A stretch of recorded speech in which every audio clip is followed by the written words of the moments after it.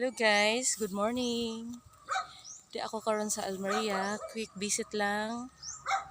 Ayan, wow, ang mga talong guys, daghan og bunga guys. Ayan, ang daming bunga ang talong. Wow, daghan. Gwapo ang tubo guys, tungod kay maganda ang iyahang kuan. Siguro magibutan ni siya og kanang fertilizer, I think, kasi way mga manana po. Daghan siya bunga guys. Yan guys. Di ako karon sa Almeria. Daghan og bunga ang ilahang eggplant, ilahang talong guys. Tapos dapat siya daghang kamuti.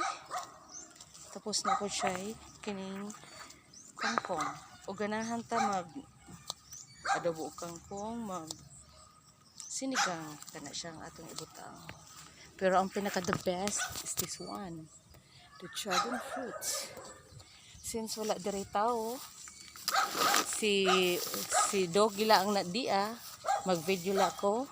Tas sige pa siya pamunga guys ang iyahang dragon fruit guys. Dagan pa siya guys. Dia po diri. Nako sila, diara. Dragon fruit is rich in antioxidant guys. May alagbati po siya, pulala ang iyahang kuan. At the same time magkuha ko diining magkuha ko kanang kuan. At ili nagkuha ko og usa ka okra kay ha itanom. And then na pa siya daghan may siya dito mga gipa tubo na mga may bunga na ang iyahang what's this one? I do not know. Maybe it's kuan cucumber. Baby pa ang cucumber. Na siya mga pinya guys. Kaso la waray tao dire. Sibuyas na dahonan, mga tambok siya guys. Daghan diri o kanang kuan diri. Daghang tanom. Since na walay tao, mulakat mo uli nila ko kay giinusig ko sa Doggy. Dara. Di ako sa Tambis Farm sa Almeria. Dada. Nara siya guys ang hilaw pa na dragon fruit. And then sige siya pamunga, tas daghang bunga ang iyahang okra. Siguro nangakuha na ni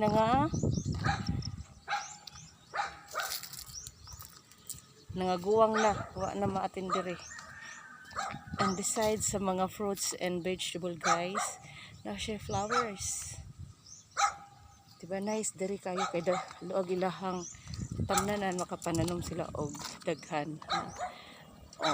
By November or December ma-harvest na siya. Season pa kasi daan na siya guys, dara.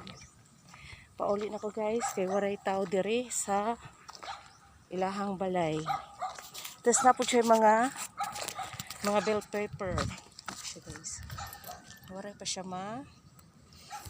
mamulak. Namulak na siya guys na hapit na.